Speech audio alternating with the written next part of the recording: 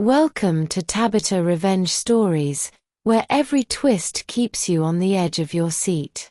If you love thrilling revenge tales, be sure to like, comment, and subscribe, so you never miss a new story. I stood at my own birthday party, holding a glass of champagne, listening to my mother deliver what was supposed to be a toast. "My daughter Grace," she said, her smile sharp. "A woman who's accomplished nothing without help. Let's be honest, she'd be nowhere without the men in her life." The room went quiet in that uncomfortable way that happens when someone says something cruel and everyone has to pretend it's funny or insightful instead of just mean. I looked at my fiancé, Noah. He was nodding slightly. Like she'd said something true. Like he agreed with her assessment. I raised my glass and smiled. A real smile. And I said, "You're right, Mom. But let's talk about help." The words hung in the air. And I realized, in that moment, that something had fundamentally broken inside me. Not in a painful way. In a clear way. Like something that had been wrong for a long time was finally becoming visible. I cut my speech short. I thanked everyone for coming. I was pleasant and composed and completely unlike someone whose mother had just publicly humiliated her. The guests whispered. My mother looked pleased, like she'd won something. After, Noah pulled me aside. "Don't overreact to what your mom said," he told me. "She's just direct. You know how she is."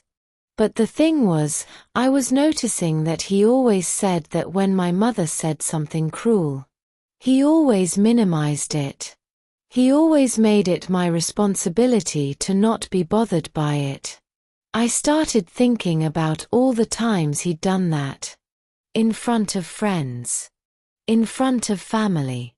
Every time my mother said something designed to make me feel small, Noah's response was to tell me I was overreacting. Later, in the kitchen, my mother doubled down.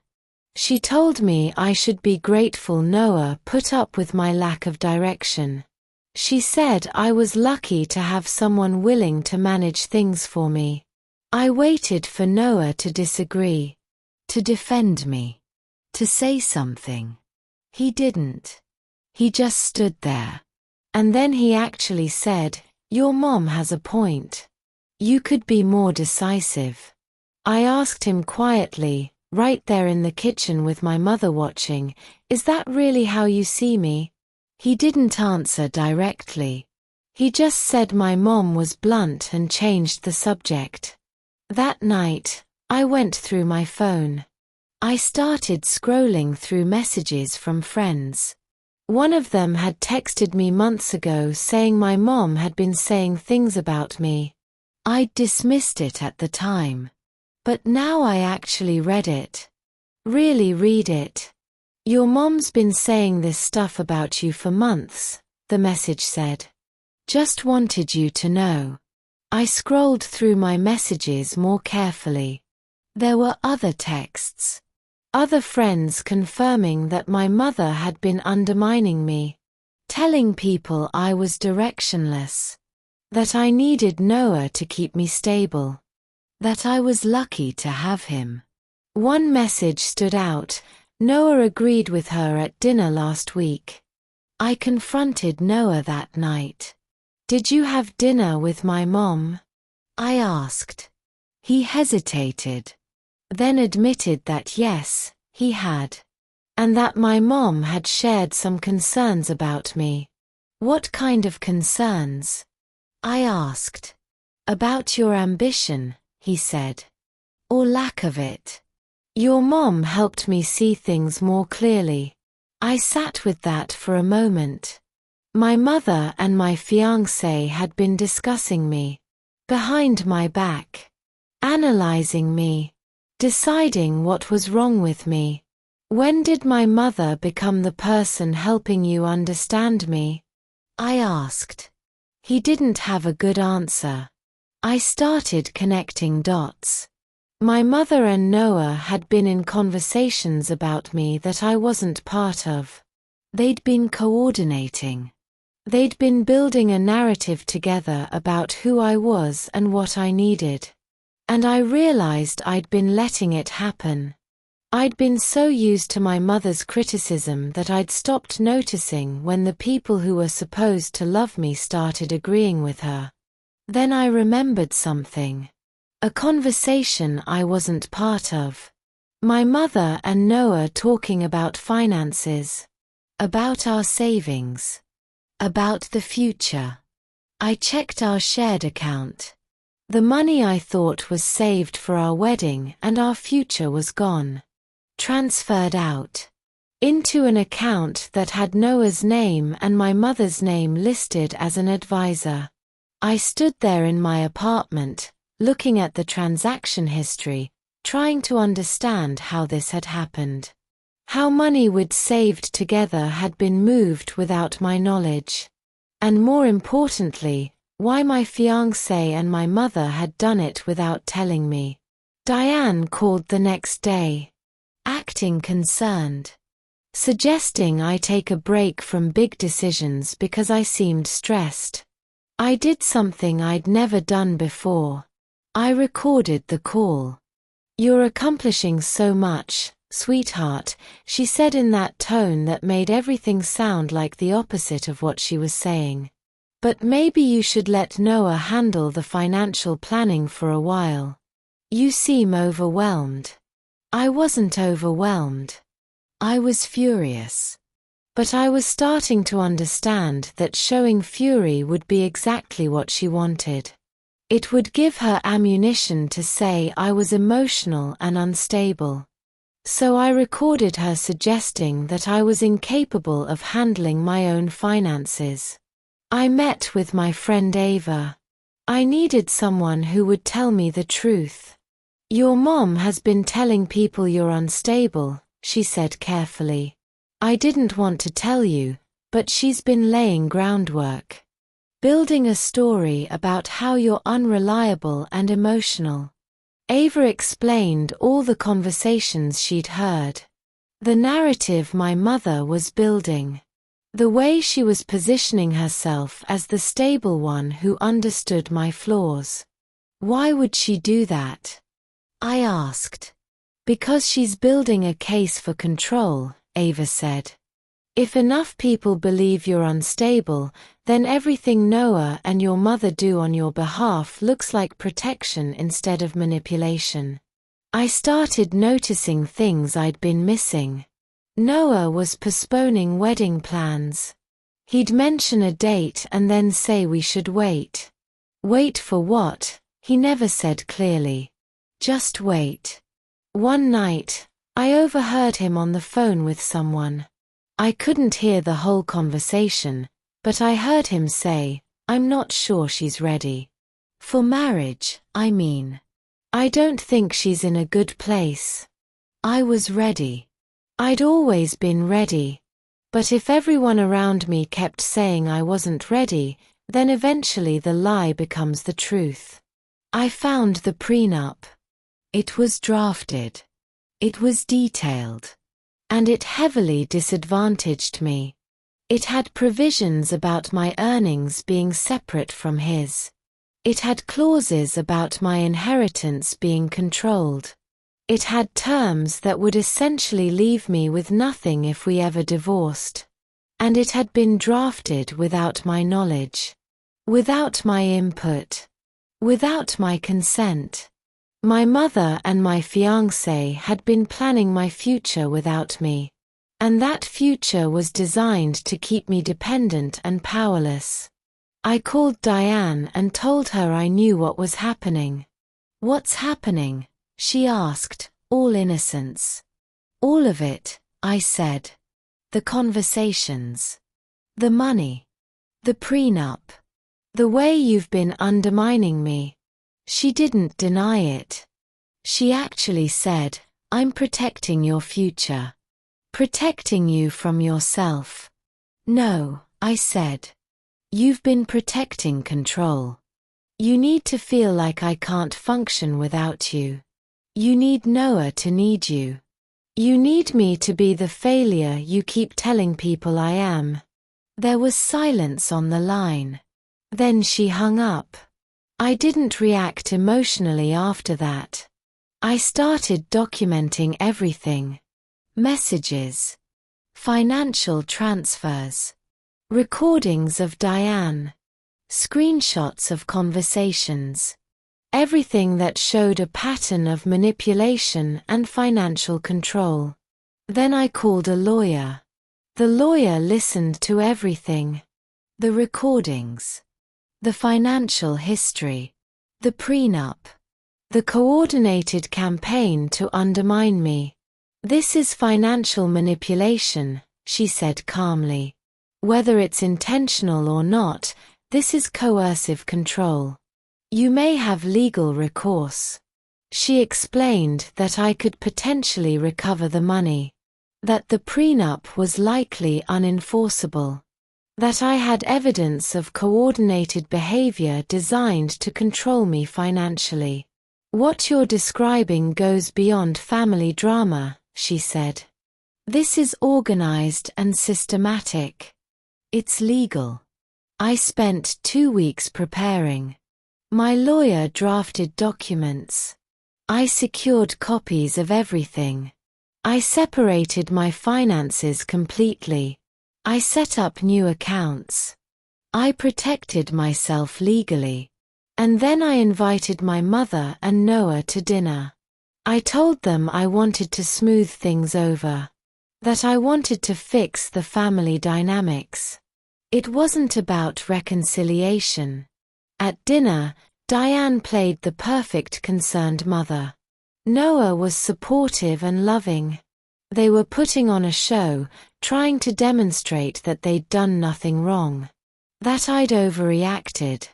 I let them talk. I let them explain away the conversations. I let them minimize the financial transfers. Then I raised a glass. Just like at my birthday party. "I want to talk about help," I said calmly.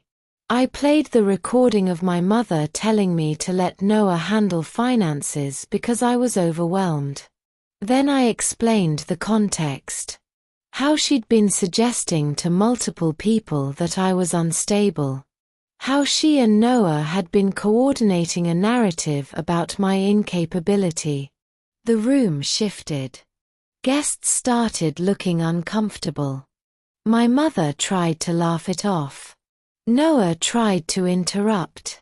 I kept talking. I laid out the financial documents. The transfers. The accounts. The prenup. I showed the timeline. How it all started after conversations between my mother and Noah. How it was coordinated. How every step was designed to move me out of control of my own finances. "This isn't just emotional," I said calmly. "This is calculated. This is intentional. This is financial manipulation." My mother's face went very still. Noah was looking at the documents like he couldn't quite believe I had them. I showed messages where Noah had agreed with my mother's assessment of me, where he'd actively participated in planning how to manage my finances, where he'd discussed keeping things from me for my own good. "Did you know about any of this?" I asked him directly. He didn't answer. "That's a no," I said. "You knew." I asked him the question I needed answered. "Did you ever see me as your equal?"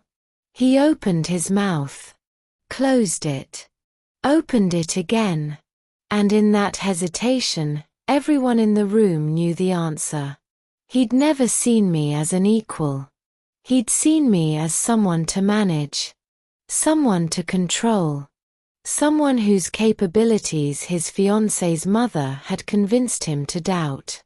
My mother tried to spin it.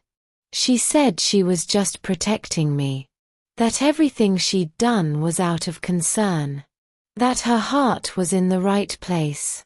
But I had documentation. Timestamps. Patterns that went back years. Consistency that showed this wasn't a moment of bad judgment. This was deliberate. And even the neutral guests at that dinner table started seeing it my way. They started understanding that this wasn't just a family disagreement. This was organized manipulation. I ended the engagement right there. Calmly. Without yelling. Without drama. I just said, "Noah, I don't want to marry someone who doesn't see me as an equal. And I don't want to build a life with someone who's willing to be manipulated by my mother." Then I told them that I'd already secured my finances. That I'd consulted a lawyer. That I had documentation of everything. That if they wanted to pursue the prenup or anything else, I was prepared to defend myself legally. "It's over," I said. "All of it." My mother tried to call after I left. I didn't answer. She tried to manage the narrative, to explain away what people had seen. But people had seen the documentation. They'd heard the recordings. Her social circle started seeing her differently. The story she'd built about being a protective mother didn't hold up when people knew about the financial manipulation. For the first time in my life, my mother wasn't in control of how people saw her. I spent the next weeks rebuilding. Separating my life from Noah. Recovering my finances. Working with my lawyer. Building a foundation that was entirely my own. I moved into my own apartment. I took back control of my accounts. I made decisions about my career without asking for approval. I rebuilt my reputation by being honest with people about what had happened. And I realized something. The thing my mother had feared most wasn't that I would fail. It was that I would succeed without needing her. Weeks later, I got a message from Diane. "Can we talk?" I deleted it. I didn't feel angry. I didn't feel satisfied by her fall from social standing. I felt something else. Something clearer. I smiled. Not the forced smile from my birthday party. A real smile. Because I'd done more than survive the humiliation.